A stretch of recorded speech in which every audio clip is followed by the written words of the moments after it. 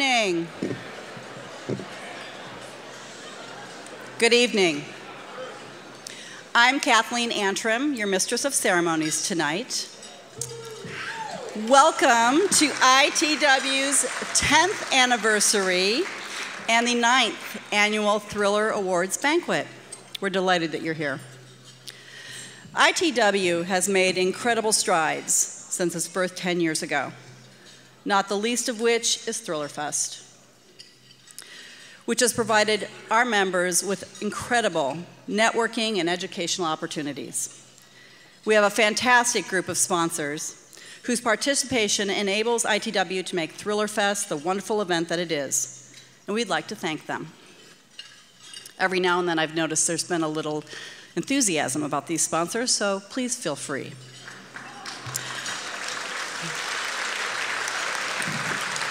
Writers House Literary Agency. The Random House Publishing Group. Writer's Digest. Kensington Publishing. Tor Forge. Grand Central Publishing. HarperCollins. Create Space. Kindle Direct Publishing. Little Brown and Company. Brilliance Audio. Suspense Magazine. Romantic Times Book Reviews. Ocean View Publishing. Book Trib. Circle of Seven Productions. Barnes & Noble. 511 Tactical. Bookcase TV. Thomson Reuters. Wattpad. Please join me. Let's all give everyone a round of applause.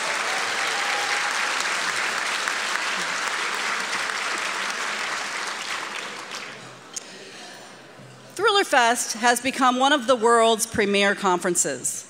We include over 200 authors in our programming and host over 1,000 people.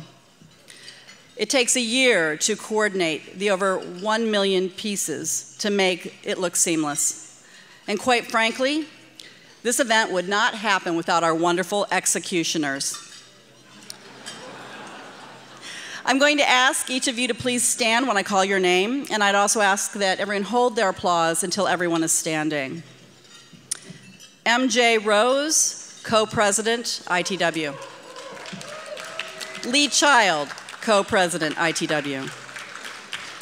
DP Lyle, MD, Vice President, Education and Member Services, and our CraftFest Director. Carla Buckley, VP Awards. Janice Gable Bashman, VP Technology. Boyd Morrison, Pitchfest Director. Terry Rogers, Volunteer Coordinator. Joshua Corin, Awards Chair. Jeff Ayers, Awards Coordinator. Anthony Franz, Awards Coordinator and Co-Chair, Debut Author. And he's also our Managing Editor of The Big Thrill. Jenny Milchman, Debut Author, Co-Chair. Tom Colgan, our Program and Signage Editor. Shane Yerke, Pitchfest Attendee Captain. Karen Dion, Website Chair. Todd Gerber, Website Ad Coordinator. Julie Kramer, our Promotional Flyer Coordinator. Jessica Johns, our Conference Coordinator. Katie Antrim, our Banquet Producer. Kimberly Howe, ThrillerFest Executive Director. Elizabeth Berry, ITW Executive Director. Dennis Kennett, the ThrillerFest Registrar. Chris Graham, our award show production director. Joe Moore, art direction. Jillian Stein, social media manager. And Simon Gervais, our security director. Please join me in thanking them.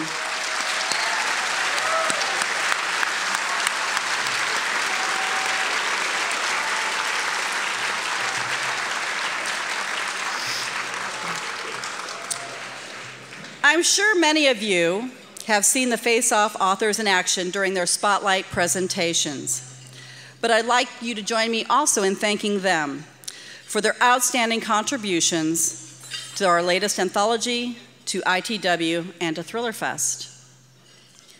David Baldacci, Linwood Barkley, Steve Berry, Lee Child, Lincoln Child, Michael Connolly, Jeffrey Deaver, Linda Fairstein, Joe Finder, Lisa Gardner, Heather Graham, Peter James, Raymond Corey, Dennis Lehane, John Lasqua, Steve Martini, T. Jefferson Parker, Douglas Preston, Ian Rankin, James Rollins, MJ Rose, John Sanford, R.L. Stein, and F. Paul Wilson.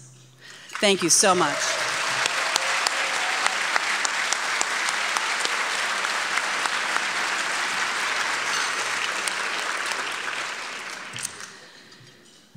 There are two other incredible people who we'd personally like to thank.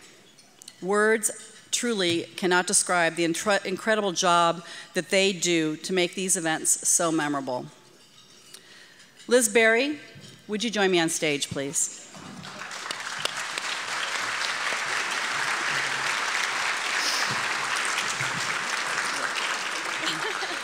As you all know, Liz works tirelessly to keep ITW running through the entire year. You're absolutely amazing, and we can't thank you enough. We love you.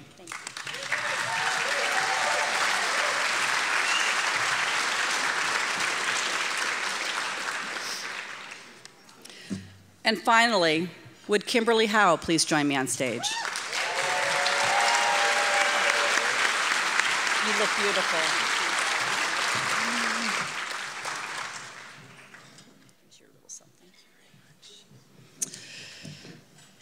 ThrillerFest is an absolutely huge undertaking, requiring a tremendous amount of dedication and hard work.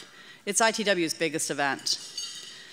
As I'm sure you've all experienced, Kim treats each and every one of us as if we are a guest in her own home.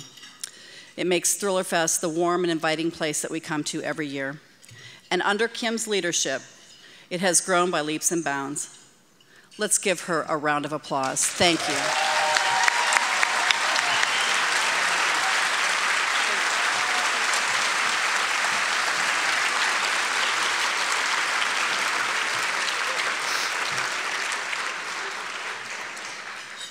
ITW continues to be a cutting-edge organization. Our philosophy is to innovate, never imitate. We've been very fortunate to achieve that goal over the last 10 years, and there's a very special group of people that we'd like to recognize that work endlessly throughout the year to keep ITW going. They are our board of directors. And this time I'm going to ask them to actually stand and stay standing so we can actually thank you properly. Co-presidents Lee Child and MJ Rose.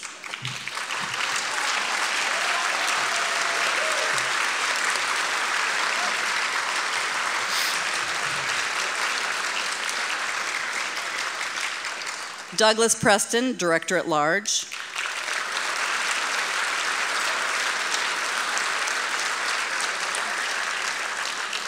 R.L. Stein, Director at Large.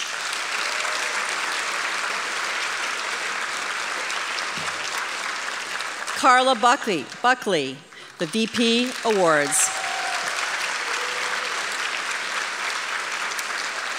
Janet Gable Bashman, Vice President, Technology. Peter James, our International Vice President. D.P. Lyle, MD, Vice President, Education, Member Services, and the House Cardiologist. D.L. Wilson, our Vice President, Special Projects.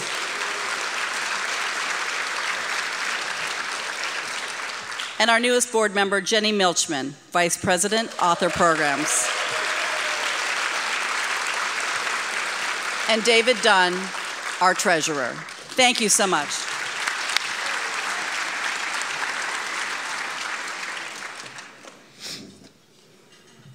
This is a very special year for ITW. It's our 10th anniversary. And there are many, many people who've contributed to the success and vision of this incredible organization. There were 3 landmark events that kicked off ITW. And I'm going to mention these, and the people who were at these events, I'd like you to stand. In 2004, it all began with an organizational meeting at the Bouchercon in Toronto.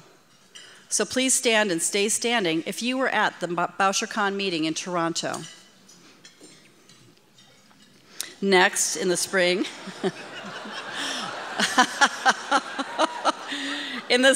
we won't leave you standing alone. In the spring of 2005, we had a reception at the Algonquin Hotel during Book Expo America. If you attended that reception, and I know there's a lot of faces in this crowd that were there, please stand and stay standing if you were at the reception at the Algonquin. And then came the next meeting, and our first ever Thriller track of panels at the Bouchercon in Chicago. Please stand if you were at the 2005 Chicago Bouchercon. And last, but certainly not least, I'd like to ask the 2 amazing people who came together to found ITW to join me on stage. Our founders, Gayle Lynds and David Morrell.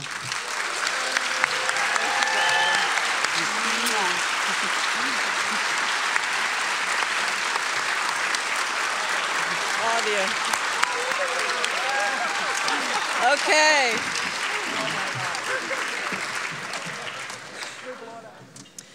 David and Gayle, we have gifts for you as a token of our appreciation for all you've done over the years and your dedication, perseverance, and of course your vision. Look at this. These people joined you at the beginning of this venture, and look what we've grown to. So thank you. So please accept these gifts.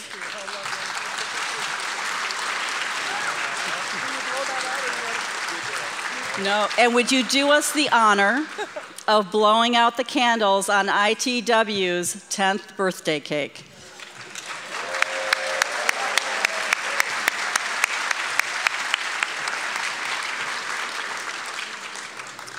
Now, I'd like all of you to enjoy your dinner. We'll be back a little later.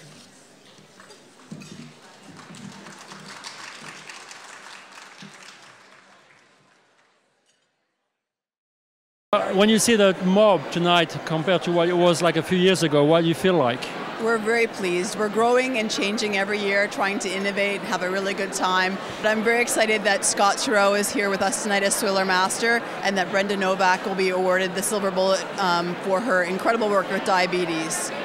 Anne Rice is coming as well, right? Yes, actually it's really special because Anne Rice did Scott Turow's first review on Presumed Innocent and is partially responsible for his incredible success. So it's pretty special that she's going to be presenting the Lifetime Achievement Award to Scott. So what are you doing here? I'm here to have a meal. This is a big award show, so I'm supposed to ask you what you're wearing tonight, no? My wife picked it out. I'm with Simon Toyney. He's about to give me his drink token. And how are you feeling about that? Well, I'm not going to give you my drink tokens, even on camera. Like the life of a writer is fairly solitary, and so to come to places like this where you suddenly realize what a community you are part of. And ITW are doing a brilliant job, and an increasingly good job, I think, of sort of trying to, develop that community and kind of project that as well. It's just really nice. It just makes you feel kind of warm and fuzzy. How many body counts do you have in your closets? I had a niece that wanted to read my book, and her mother wouldn't let her until I told her that there's less bodies in my book than there is in the last couple of Harry Potters. You were passing by, you were trying to talk to me for some reason or other? I was trying to avoid you. To me, you do talk a lot. Yeah? Well, maybe you have nothing to say, but you do talk. I try, because I figure the more I talk, the more likely I am to say something intelligent. So how do you say your name in French? Is it Les Croix? Les Croix. Les Croix. Which means what exactly? It's it means the followers of a man named Crocard. Crocard. So his followers are Les Crocards. He must have been very important to our followers. He was a 14th century bandit in the Massif Central. He's a real guy. Yeah. It's a true story. He was already on the wrong side of the law. Yes. So when you see how big this ThrillerFest has become, what it feels like to you? It's just unbelievable, because we started this 9 years ago and it was about 100 of us, and now we got 850 or more, maybe 1,200. And you said the size of the crowd tonight is amazing. I know, it's really great. Can I interfere with your conversation? Oh, we're just talking about bathing suits. I want to start a new career, and I want to become a spy author, and I'm here to learn. The authors here are so generous with their time. They're supportive. The whole organization is supportive. Is it your first ThrillerFest? Yes, it is.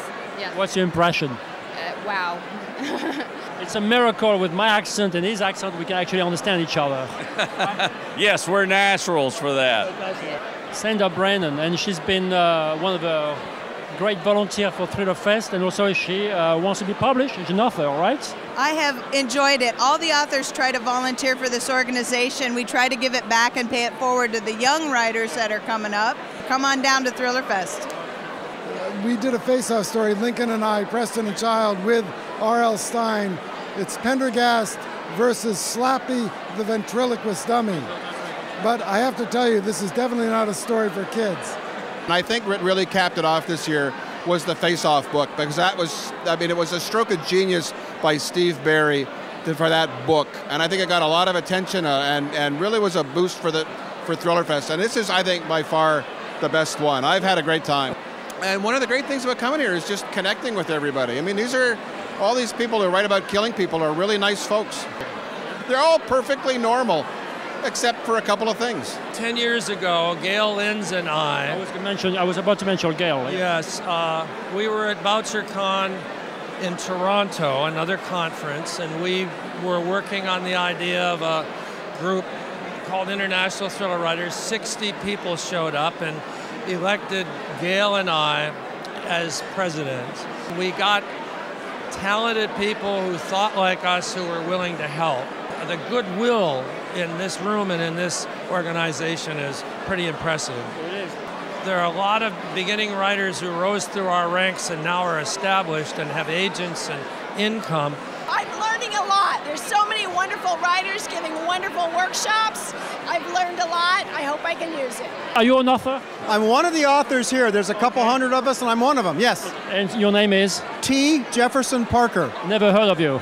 I tell you what's nice about the crime writing world and the thriller writing world is it's a friendly world. So when you see the quality of the new writers, you feel optimistic? Oh, very. They're bringing new ideas, and they care about quality, and they care about entertainment. So it's exciting to be around that energy. I've often said that ThrillerFest is like summer camp. It's a place where we come and see old friends and meet new ones. But it saddens me to say that this year we loved someone very dear to all of us. It's one of ThrillerFest's staunchest supporters and participants, Michael Palmer. Each year at this banquet, Michael and Daniel Palmer would entertain us with a witty song they'd collaborate on about the crazy life we all live as writers. We wanted to maintain this tradition, so I'd like to introduce Daniel Palmer, who put together a wonderful tribute to our dear friend, his father, Michael Palmer. Daniel. Thank you. Thank you very much. I'm Daniel Palmer, and before I do what I'm about to do, which I can't really believe I'm about to do it, I just want to say a few remarks. And I want to go back in time a little bit, 10 years ago. Don't panic, it's going to be a quick 10 years. My father was contacted by the folks at ITW, and they asked him to contribute a short story for the first ever anthology thriller. At the time, my dad was involved in his two greatest loves outside of his family.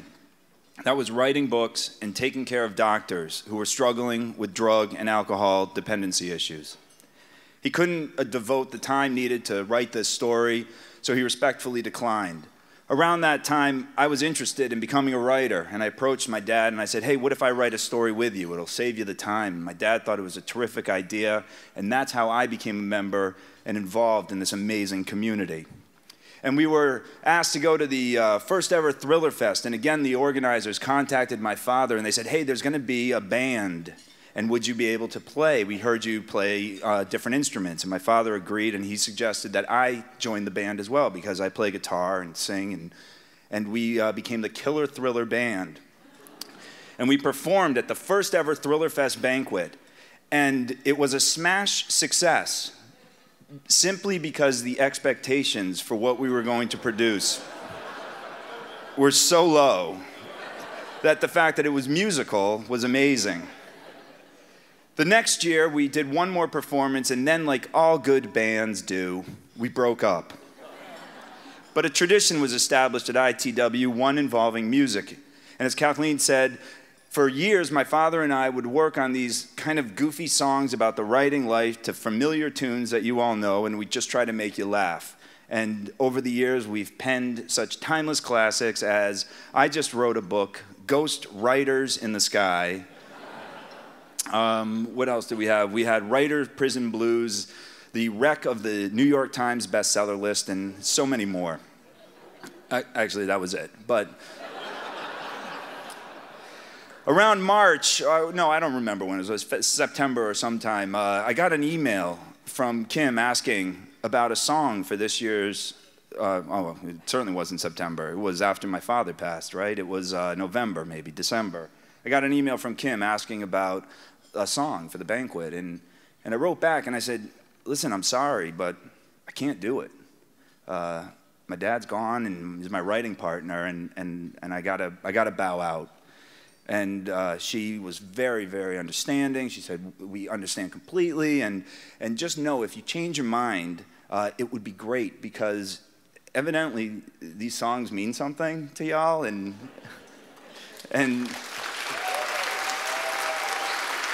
so, but my mind was made up. I was done. And then Steve Barry sends me an email, and he in one sentence basically changed my mind. And all he said is, Daniel, listen, maybe instead of doing kind of that goofy parody song that you do, you could do a tribute song from a son to a dad. And I thought, wow, that's actually a great idea, because somebody should pay tribute to my dad. He meant so much to so many different people. He was such a big part of our community. His smile brightened every room. His laugh could be heard down the halls. He was a larger-than-life person, and he was a friend to everyone here, and he was a mentor to many, and he's missed by all. And I agreed. I thought, well, I should do that, but I need a song, and there'd have to be a song that would both be humor and heart, because that's what we did up here, humor and heart. And it hit me that there was one song I could do that would capture my father's spirit, that would allow me to share some of his life with you, that would be heartfelt, but also allow you to laugh, because nothing meant more to my dad than a good joke. And it's okay to laugh, even though we're all sad. And so I'm going to present for you this song titled The Cat's in the Writer. And it goes something like this.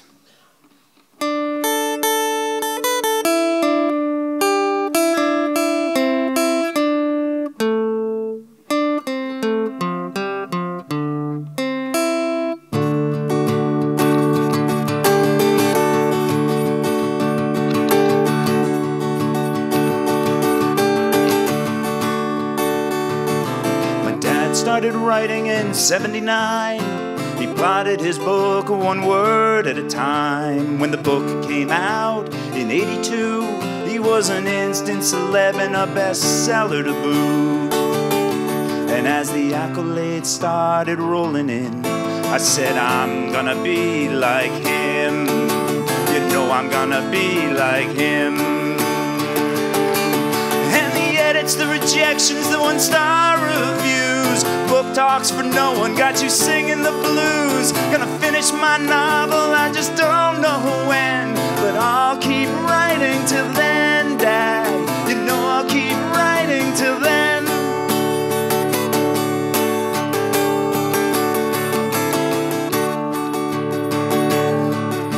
Well, 5 years later, Dad's on book number 3, and I asked if he had any advice for me. He said, avoid this business like it's the plague, unless you want to look prematurely aged. You see, the deadlines are brutal and my brain's turned to goo. I said, I'm gonna be like you, Dad. You know I'm gonna be like you. And the edits, the rejections, the one-star reviews, sales in the dumper left your ego bruised. Gonna get me an agent, I just don't know when, but I'll keep writing till then, Dad. You know I'll keep writing till then.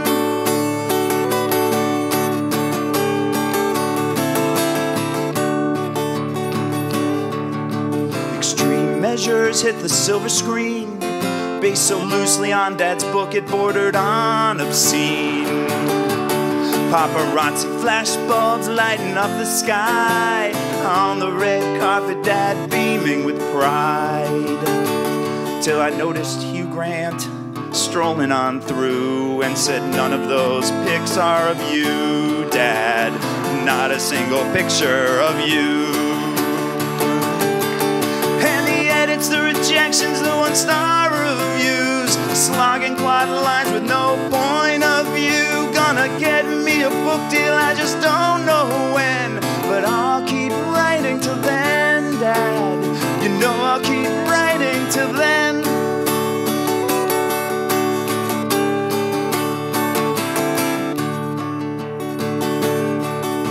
A woman asked my dad, what do you do? Her next question was, have I heard of you? Dad said, that depends if you like to read. Can't put them down, medical mysteries. And a smile on her face it suddenly took. She said, I can't believe I met Robin Cook. And the edits, the rejections, the one-star reviews, deadlines approaching and your muse took a snooze. Gonna get another book deal, I just don't know when, but I'll keep writing till then, Dad. You know I'll keep writing till then.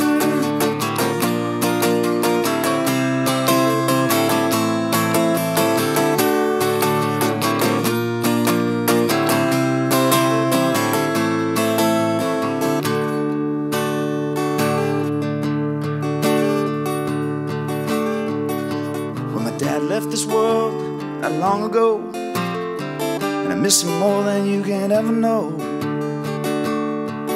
When I think back on all these memories, I sense his spirit right next to me. You see, the lessons that he taught me was second to none. You know I'm proud to be your son, Dad. I'm proud to be your son. And the edits, the rejections, the one-star reviews, forget purple prose, yours is more chartreuse. Gonna be her bestseller, I just don't know when, but I'll keep writing till then, Dad. You know I'll keep writing till then.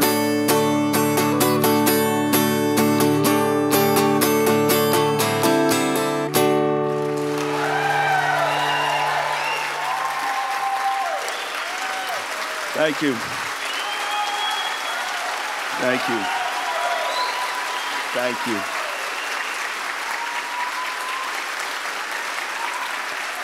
Thank you.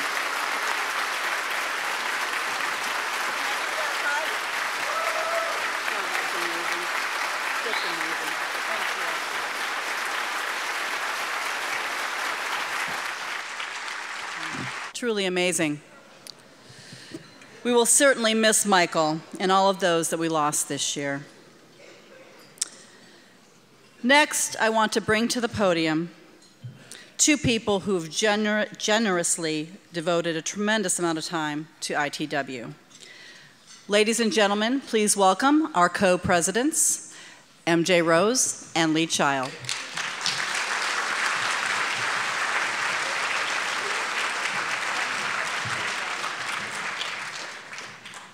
Thank you very much. Well, as you've heard, we are 10 years old.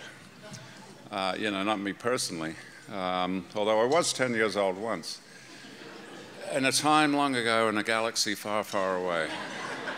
And that week when I was 10 years old, the #1 bestseller was John le Carré, The Spy Who Came In From the Cold. And 10 years before that, the week I was born, I had to look this one up. The best-selling novel was Morton Thompson's Not as a Stranger, which was what we would call romantic suspense, I guess, these days, but it was called a thriller then. 10 years after I was 10, when I was 20, le Carré was back with Tinker Tailor Soldier Spy. When I was 30, it was Robert Ludlum with The Aquitaine Progression. When I was 40, it was John Grisham with The Chamber. When I was 50, it was Dan Brown with something called The Da Vinci Code. And I'm happy to say when I was 52, it was me.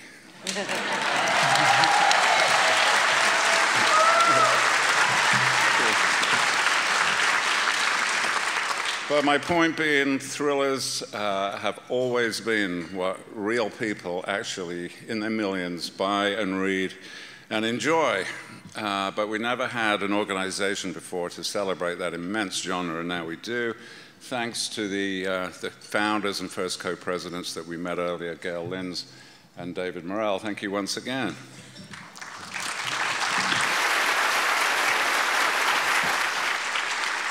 And we've been well served by the board members and co-presidents who followed Gayle and David. They've worked hard in public and behind the scenes, and we've always been able to rely on them. But sadly, from time to time, they term limit and have to leave. So help us say a proper goodbye, and please welcome to the stage Doug Preston.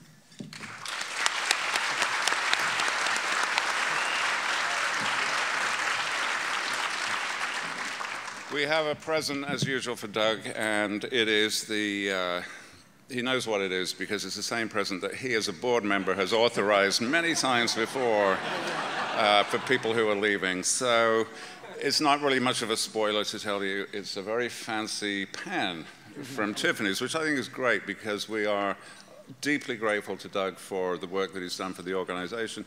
But really, we love him more as a writer, so hopefully this will work for you. Oh, thank you very much.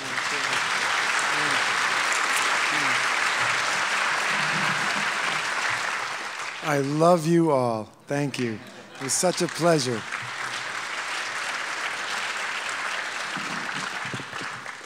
So enough of the past. Let's talk about some of the exciting stuff, which is the present day and especially the future. We have a lot of firsts and a lot of milestones to celebrate. Our newsletter currently has a circulation of more than 17,000, and we're actively seeking to double that, and we're the only writers organization that has a reader's newsletter.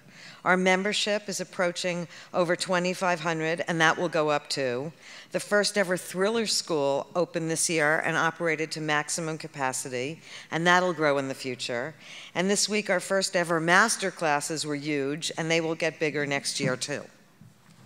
And those, how many did you say? 2,500 members pay no dues or no fees or anything like that, cost-free membership, because we fund ourselves by publications. And of course, this year has been immense with Face Off, which was our first ever as an organization, our first ever New York Times bestseller and USA Today bestseller.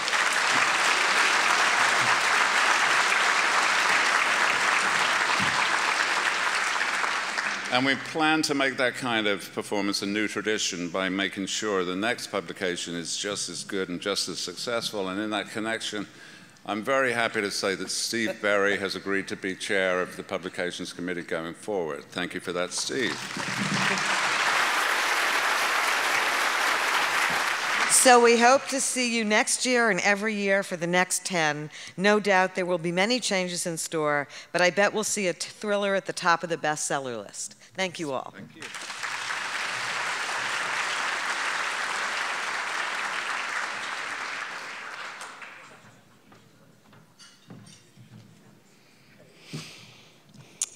Now, the moment we've all been waiting for, the 2014 Thriller Awards.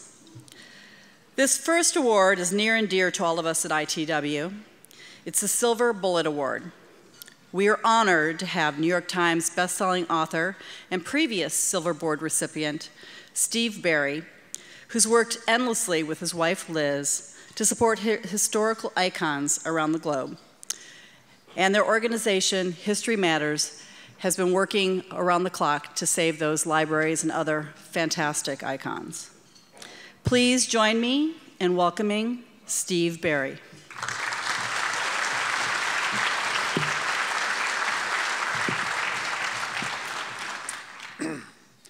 My voice is about gone, but we'll see what we can do.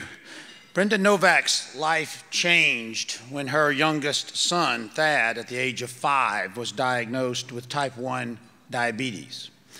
It was then she began a personal crusade to fight this debilitating disease. And the statistics are alarming. Nearly 30 million children and adults in the United States have diabetes. Another 80 million have symptoms, many of whom will ultimately develop the disease. It is a national epidemic, one that Brenda has pledged her efforts to eradicate. Her start as a writer, though, was unusual.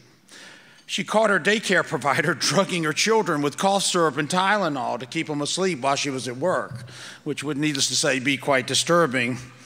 So Brenda decided that she needed to work from home.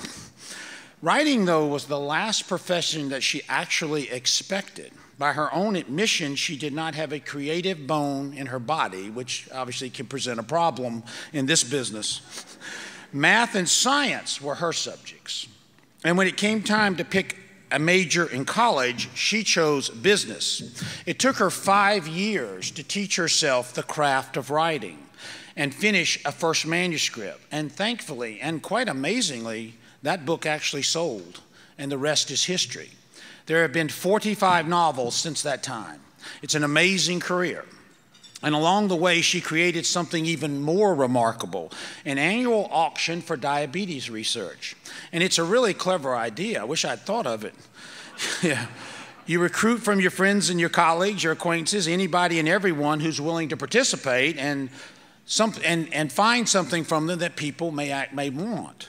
Of course, books dominate, but there are a wide variety of items offered for sale, some of which I can't really talk about up here. I was a little surprised myself on some of the items. Yeah. Others are author critiques, editor evaluations, fan lunches, vacation packages, home decor, trips to writers' retreats, sports memorabilia, autographs, gifts, souvenirs, you name it, she'll collect it. And a lot of folks right here in this room have given, myself included, have given to this auction. And it runs every year during the month of May. It happens online, and it always generates a huge response. In 2014, this year, it was its 10th year, and $275,000 was raised for diabetes research from that single auction, which is quite remarkable.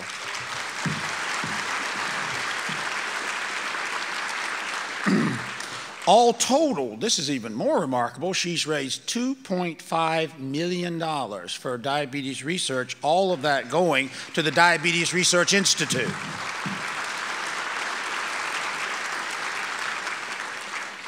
Each year, Brenda works all year to make that auction a success. Her goal is for diabetes to be a thing of the past for both her son, and who's now, by the way, 17 years old, and millions of others. When I was looking to what to say about Brenda, I went to her website and studied through it, and I noticed something on there quite unusual, and it struck me, and I think it sums up pretty much why we're here tonight. It's a quote that she has on there from Teddy Roosevelt. This is what Roosevelt said. "It is not the critic who counts, not the man who points out how the strong man stumbled or where the doer of deeds have done better. The credit belongs to the man who is actually in the arena, whose face is marred by dust and sweat and blood, who strives valiantly, who errs and comes up short again and again, who knows the great enthusiasms, the great devotions, and spends himself in a worthy cause, who at the best knows at the end triumph of high achievement, and who at the worst, if he fails, at least fails while daring greatly, so that his place shall never be with those cold and timid souls who know neither victory nor defeat. That pretty much sums her up. So it is my honor to introduce to you the 2015 Silver Bullet Award winner, Brenda Novak.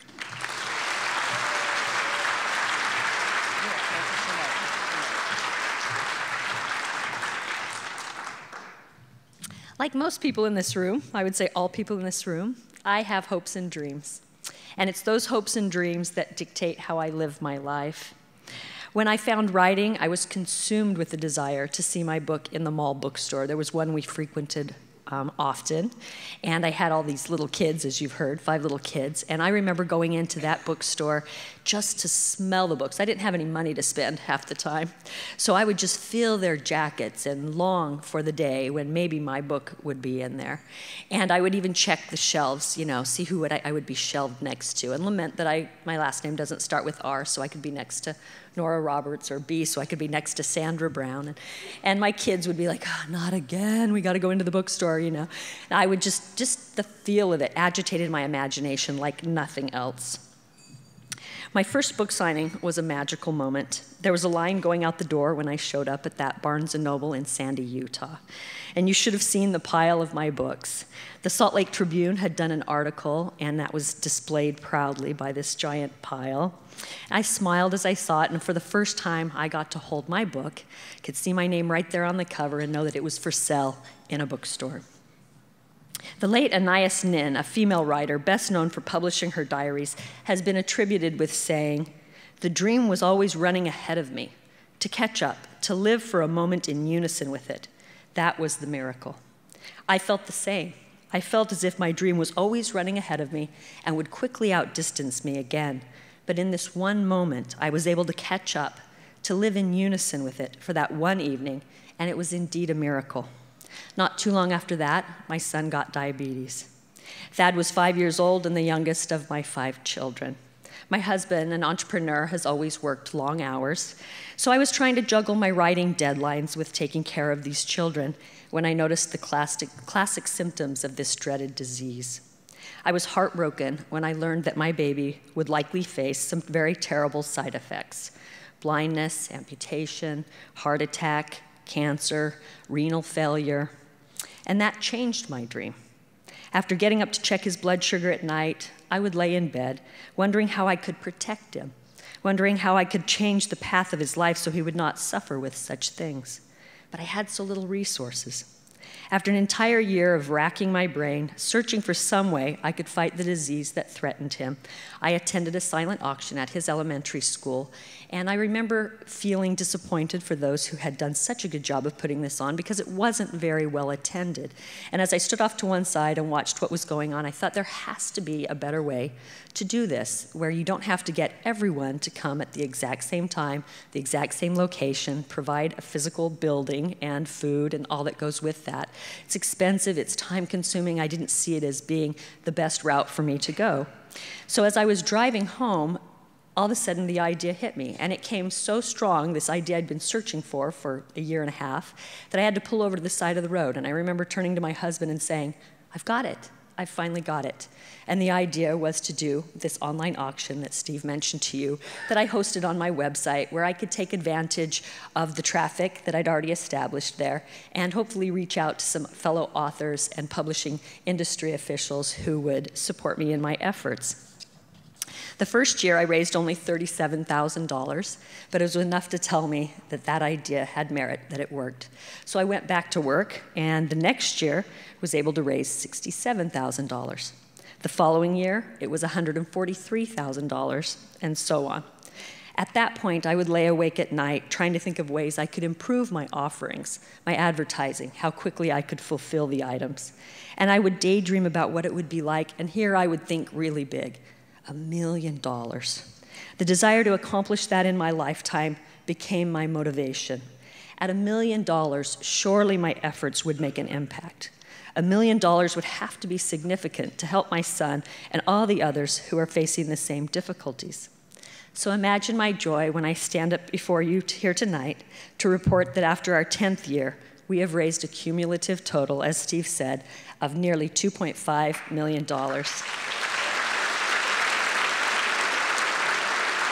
Again, I was able to catch the dream that was running ahead of me, to live in unison with it for just a moment and experience a miracle. But I said we for a reason. The first 5 years of the auction, I ran it alone. Then I hired a part-time assistant, Anna Stewart, because it was growing so fast I could no longer do it alone, and she has been with me ever since. For the last 3 years, I've even had a couple of devoted volunteers who have helped out. So I'm grateful to my diligent little team, but that's not the way I meant either. As Steve mentioned in his introduction, most of the authors, editors, and agents in this room have contributed to the auction at one time or another. Even more remarkable is that many have contributed year after year, when it's not a novelty anymore, when it's not about being fashionably philanthropic, when it's just plain old hard work and sacrifice. So these people are the ones who deserve the credit. I would have nothing to auction off without them, no reason for shoppers to come. That's why I consider the auction and the $2.5 million raised a contribution from all of us in the writing and publishing industry. And I can honestly say, I don't think another industry would have rallied around me quite so quickly or been quite so generous. Thank you from the bottom of my heart for making it easy to ask you to help, for making it easy to ask you again and again, and for so honorably stepping up to fulfill whatever commitment you've given me. I wish for all of you that you can catch your dreams, live in unison with them, even for just a moment, and experience the joy of a miracle, like the miracle you have given me. Before I sit down, so we can all enjoy the rest of the program, I would also like to thank ITW for affording me this public platform from which to express my gratitude. Where else would so many of you be in the same room? Thank you.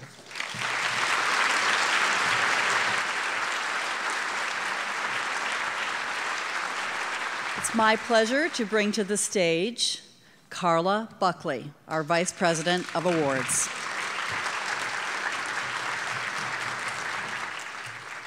Hello, everyone, and thank you so much for being here tonight. I am particularly pleased to be standing here before you as ITW's Vice President of Awards. Tonight marks the culmination of a year's worth of really hard work behind the scenes by 33 incredible volunteers, among whom are Joshua Corin, my awards chair. Please do clap.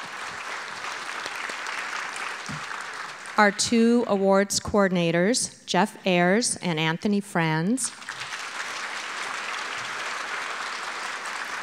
And 30 judges who read every submission, debated them passionately, and finally came down to the list of the finalists for tonight's awards. And before I introduce our presenters, who I should add are our head judges of these panels, I would like to reveal the awards that I know you all are dying to see.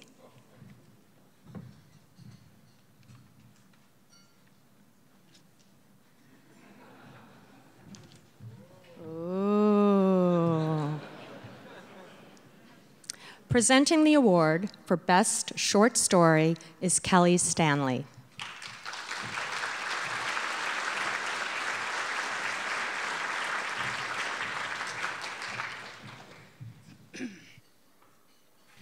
The nominees for Best Short Story are Baggage of Eternal Night by Eric J. Guignard, published by Journal Stone. Waco, 1982, by Laura Lippman, published by Grand Central. The Gallows Bird by Kevin Mims, published by Ellery Queen.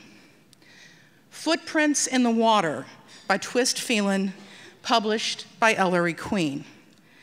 And Doloroso by Stephen Vessels, published by Ellery Queen. And the winner of Best Short Story is Twist Phelan for Footprints in the Water. Thank you, everyone. Twist couldn't be here this evening, obviously, so she asked me to read this on her behalf. Oh man, oh man, oh man. I'd be lying if I didn't say I was hoping for this after the nomination, but it's still a huge shock. I sincerely hope someone is messaging me on Facebook right now. That would be my husband. Yes, please message Twist. Go on, take out your phones, it's okay. Better yet, call me. Seriously, I promise not to scream in your ear. Thank you, thank you, thank you. That was with italics. ITW. To be recognized by fellow writers is a tremendous privilege. I tip my hat to my fellow nominees, Eric, Kevin, Stephen, and Laura. I am honored to be in your company, and while they say that writing is a solitary endeavor, I, make that Susan, wouldn't be standing here without the help of others. Thank you, Janet Hutchings, editor of Ellery Queen. Even though the story dealt with a difficult subject, you saw the merit in it and published it. You even put my name on the cover, which for someone whose first name came to your magazine as a subscriber long before entertaining any notions of being a writer is very, very cool. And huge thanks to my first reader. He was behind the story from the beginning, read through every draft, and never complained when I turned on the light in the middle of the night to jot down another idea. My darling husband, as soon as someone tells me the good news, again, texting, right, people? Okay. Someone has already, right? I'll break out the champagne and we'll celebrate. ITW, Ellery Queen, and Thriller fans, this is a dream come true, and I thank you sincerely from the bottom of my heart. Good night.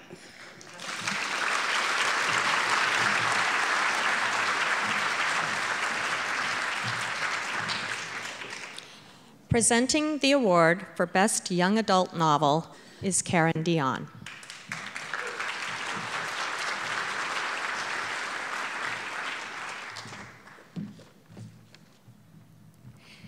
The nominees for Best Young Adult Novel are The Rules for Disappearing by Ashley Elston, published by Disney Hyperion, Scorched by Mary Mancusi, published by Sourcebooks Fire, Escape from Eden by Alyssa Nader, published by Merritt Press, All Our Yesterdays by Kristen Terrell, published by Disney Hyperion, I Am the Weapon, The Unknown Assassin, Book 1 by Alan Zadoff, published by Little Brown Books for Young Readers.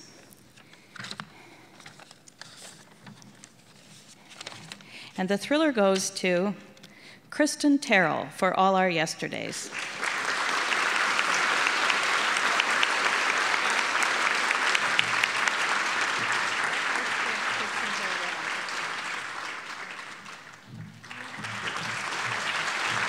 Wow. Thank you so much. I genuinely did not expect this. I want to thank most of all my mother, who always believed I could be a novelist, even though I had zero expectation of that of myself. And she browbeat me for years to try writing a novel, and I finally did because I knew it would make her cry, and then she'd love me more than my little sister, and that's why I'm standing here. Also to my amazing literary agent, Diana Fox, who told me I should write this like crazy time travel novel idea I had, even though I thought I was a contemporary writer. Disney Hyperion, my publisher, especially the school and library staff for all of their support. And also ITW for having me here and for including the young adult genre in their awards. Thank you so much.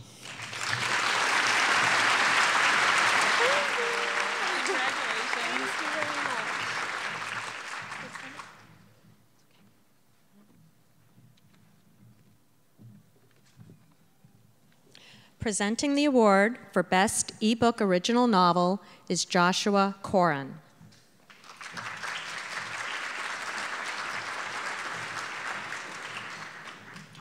And the nominees for Best eBook Original Novel are The World Beneath by Rebecca Cantrell, published by Rebecca Cantrell.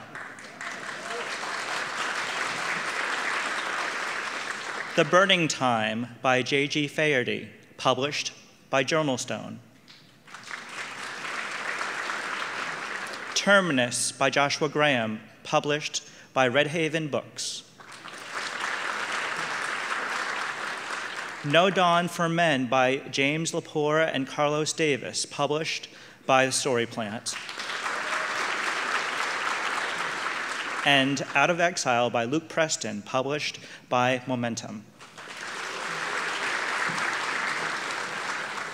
And the Thriller Award goes to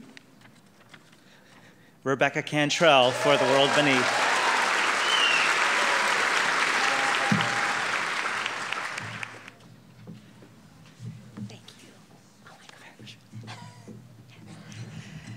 Wow.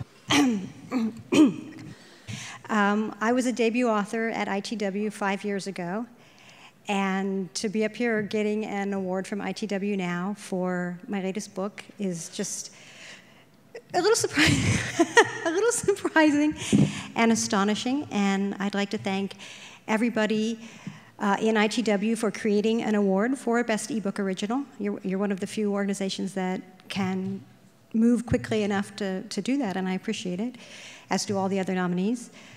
I would like to thank my mom and dad for, saying, you can't have television, so you're going to have to read your entire childhood. They were right, and I was wrong. And I'd like to thank my first agents, Kimberly Cameron and Elizabeth Evans. I think Kimberly is here tonight. And Mary Alice Keir and Anna Cottle. And also my first editor at Tor, Kristen Sevek, who took a chance on a new author several years ago and worked very hard for me. And everybody else who I forgot, I'm sorry. Thank you.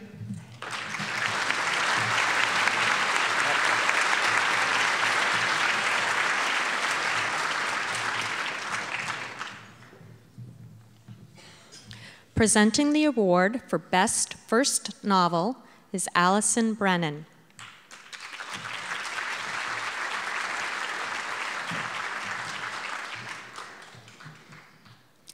Okay, the finalists for Best First Novel are Montana by Gwen Florio, published by Permanent Press. Resolve by J.J. Hensley, published by Permanent Press. Rage Against the Dying by Becky Masterman, published by Minotaur Books. Red Sparrow by Jason Matthews, published by Scribner. The Edge of Normal by Carla Norton, published by Minotaur Books. Out of Range by Hank Steinberg, published by William Morrow. The Intercept by Dick Wolf, published by Harper. And the thriller goes to Jason Matthews for Red Sparrow.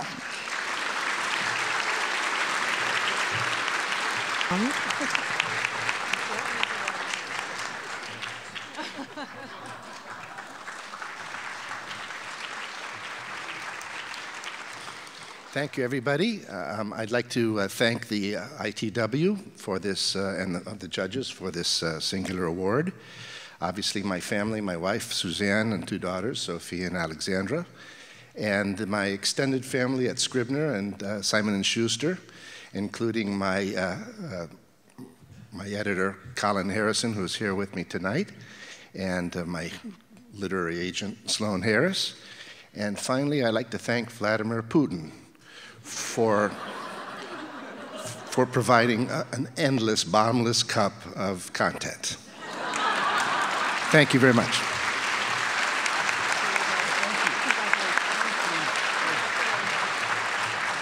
Presenting the award for Best Paperback Original Novel is Allison Leota.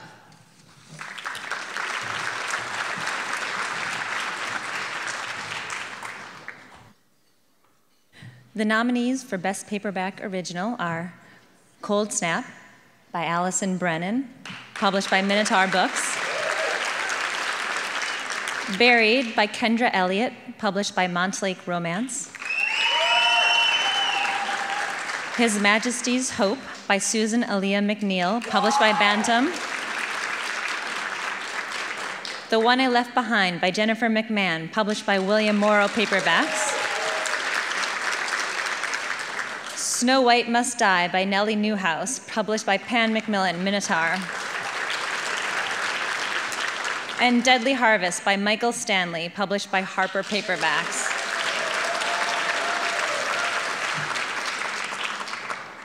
And the thriller goes to Jennifer McMahon for The One I Left Behind.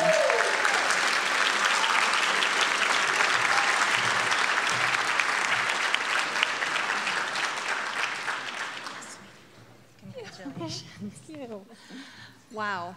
I was not expecting this. I am beyond stunned.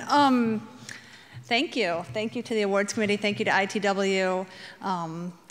And I would like to thank my partner, Drea, and daughter, Zella, who are either wandering around Times Square right now or crashed in the room upstairs. I'm not sure which.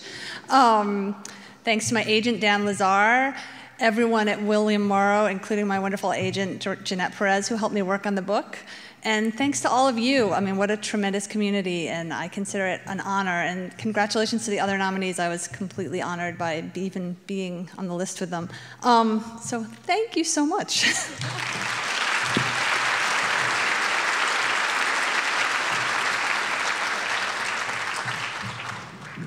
And finally, presenting the award for Best Hardcover Novel is Jenny Milchman.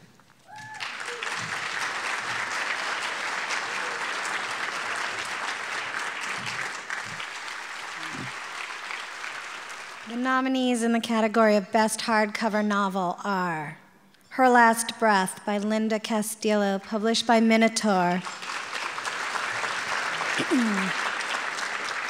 Never Go Back by Lee Child, published by Delacorte. Touch and Go by Lisa Gardner, published by Dutton. Dr. Sleep by Stephen King, published by Scribner. Criminal Enterprise by Owen Laukkanen, published by Putnam. White Fire by Douglas Preston and Lincoln Child, published by Grand Central. And The Demonologist by Andrew Piper, published by Simon & Schuster. And the winner of the Thriller Award is Andrew Piper for The Demonologist.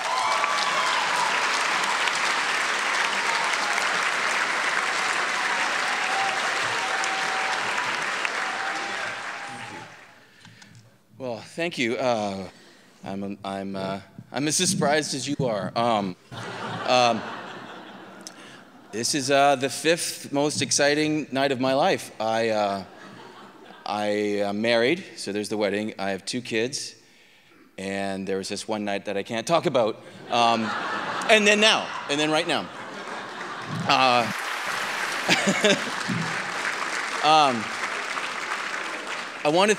certainly want to thank the judges who couldn't have had a very easy job because, well, they decided on me, which it was just strange. But what an amazing list.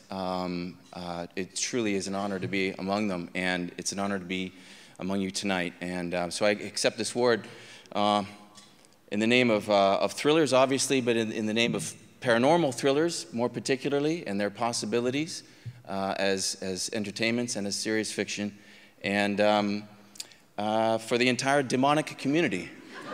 Thank you. Our next guest truly needs no introduction. She's a #1 New York Times bestselling author of over 30 books. And she literally changed the face of the landscape in publishing for supernatural thrillers. Her series, The Vampire Chronicles, was an incredible success. And her novel, Interview with Vampire, has become one of the best-selling novels of all time. But there's something you may not know about this lady. She's one of the kindest and loveliest people in publishing today. Please join me in welcoming our 2013 Thriller Master, Anne Rice.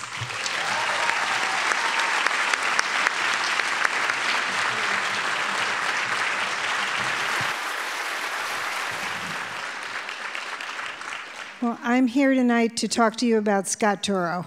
And I think you'll all agree Scott Turow really needs no introduction. In 1987, I was occasionally doing freelance book reviews for the New York Times, and they sent me a galley of a novel called Presumed Innocent. I was interested because I loved quirky, unusual, highly original first novels, but I was totally unprepared for the experience of opening that galley of Presumed Innocent and discovering in that book not only the most vibrant storytelling and plotting and twists and turns and suspense, but also incredibly beautifully drawn characters, rich and truly wonderful characters. And on top of that, some of the most beautiful and graceful and risky and edgy prose that I had recently read, excuse me. I wish I had written it. I was swept off my feet by Presumed Innocent, and I went all out in writing my review for the New York Times, running way over the word limit. And it was the only review of mine that the New York Times ever put on the front page of the Sunday Book Review. But they did that not because of anything that I wrote in that review, but because of what Scott Turow had achieved in Presumed Innocent. The novel turned out to be a blockbuster. It ran for 44 weeks on the New York Times list. It sold over 700,000 copies in hardcover, and it really launched the legal thriller in America. Everybody loved it, everybody praised it, and everybody took it seriously, and everybody knew something really wonderful had happened with that book. Within a couple of years, it was made into a really top-quality motion picture with Harrison Ford and Bonnie Bedelia. And by 1990, Scott was on the cover of Time magazine.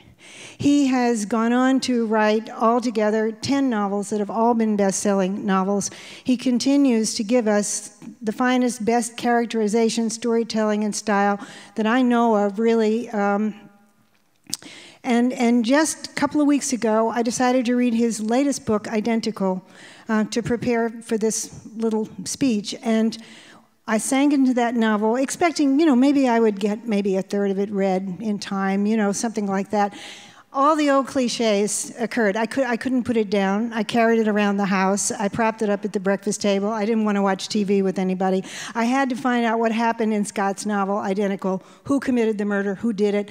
I fell in love, again, with his characters, with their incredible richness, and I fell in love with his graceful and truly lyrical prose. He is really a great writer, and he is really a great popular writer. And I think to write what Scott writes, you have to love storytelling, you have to love language, and above all, you have to love people. And it is really a privilege for me as a fan to congratulate Scott as the 2014 ThrillerMaster and to tell you how honored I am to be the one presenting the award to you tonight.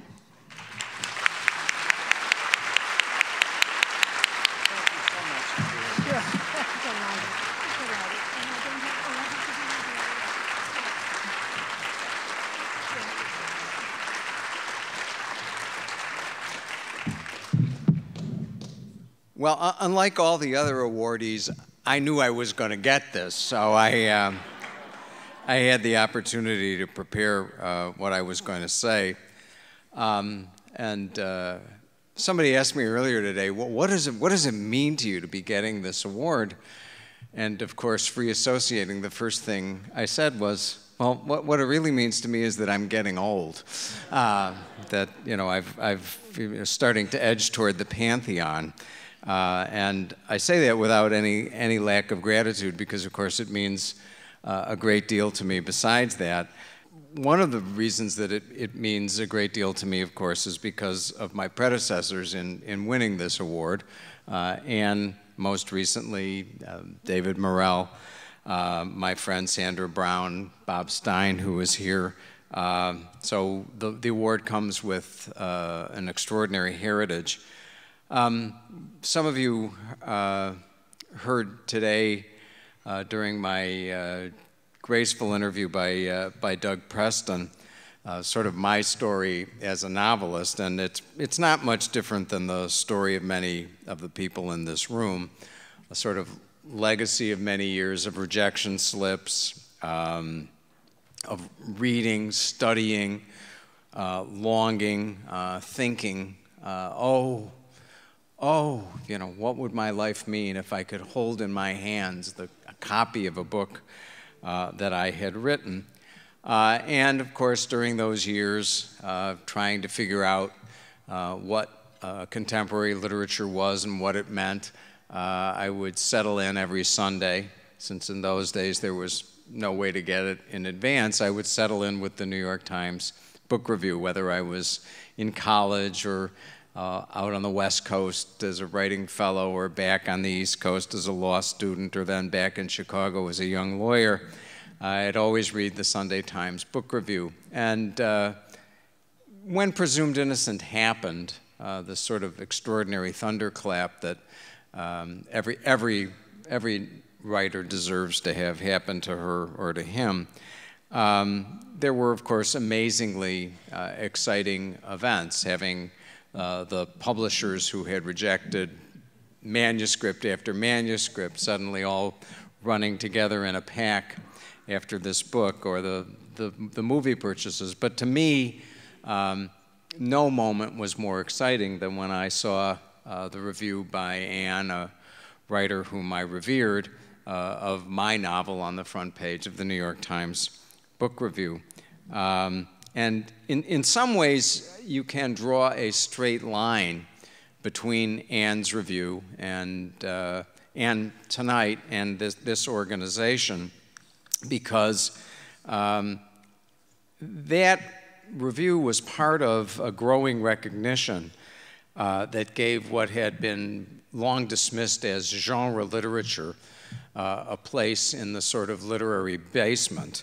And instead, what the review represented, along with other moments, was a recognition that, you know, mysteries and romances and thrillers really all deserved rooms in the house, the big house, the mansion that is literature. I had come to these recognitions gradually. When I went off to, as a writing fellow at Stanford, the literary world in Maine was still in the grip of sort of 20th century realism, which cleaved relentlessly to the middle range of experience. And in writing about, you know, my idol, the idol of my adolescent and early 20s reading, Saul Bellow, I had to admit that and this is sort of the epitome of 20th century realism, that the plot of every Bellow novel could be summarized in a single sentence, namely, a guy wanders around. And as I said, I say that with no lack of continuing love for Bellow as a writer, but it had dawned on me that Shakespeare, who surely was the greatest of us who ever walked across the planet, that he was not writing stories that simply consisted of a guy wanders around. In the world of Shakespeare, the protagonist's mother had conspired to kill his father in another of Shakespeare's plays. His wife had gotten him to kill the king. This was not the middle range of experience. And what lingered at the further range, the imagined range, the symbolic range of experience was really important in summarizing literature's capacities. Readers are not wrong. And the life of literature is, we all know, with readers, not with critics, not even those people of whom I once was one, professors. The last reason, of course, that this award means a great deal to me is because this is an organization of authors. And I remarked recently somewhere that I'm sort of, you know, dogs love other dogs and I love other authors. Authors to me remain rock stars, and it means an enormous amount to me to be honored by an organization of authors. Only those of us who strive to write completely know the life we live, the joys and the ordeals. I have often spoken in the last 4 years as president of the Authors Guild of the incredible challenges that face all authors in today's world when we are under attack from so many different sides. And all I can say about what is going on at the moment is the beat goes on. But it is imperative, I believe, that all authors stand together, whether we are independently published or traditionally published, whether we are bestsellers or people who are deservedly hungering for more success. The protection of writing as a livelihood depends on our respect for and solidarity with one another.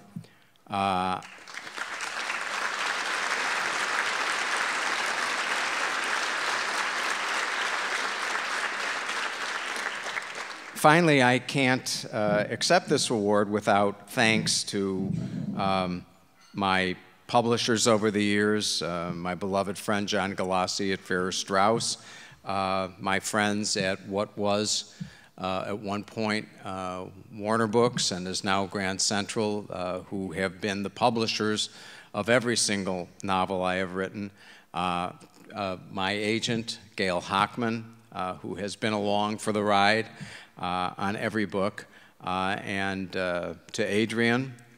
My life, as I talked about, has been a series of fortuitous circumstances, and 27 years ago I was smart enough to hire Adrian to come to work in our law firm. She seems to be getting used to this life, and I thank all of you for honoring me tonight. Thank you very, very much.